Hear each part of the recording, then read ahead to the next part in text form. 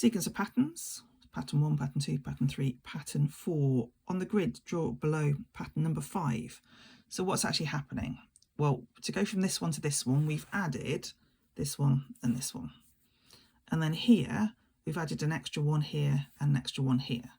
And here we've added an extra one here and added one extra one here. So ideally, with a ruler and a pencil, what I'm going to do is I'm going to almost draw this one.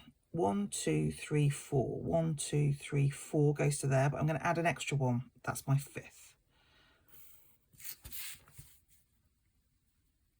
And I can do the same in this as well. 1, 2, 3, 4, 5.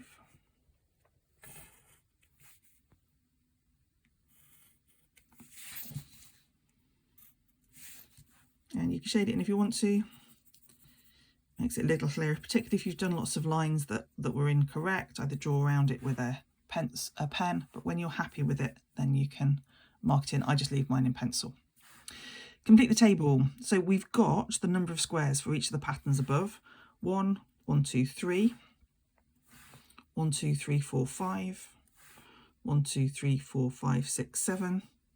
Now we can count this one. 1, 2, 3, 4, 5, 6, 7, 8, 9. Put it in pen this time. And we could have a go at drawing the next one. There is actually space if you wanted to.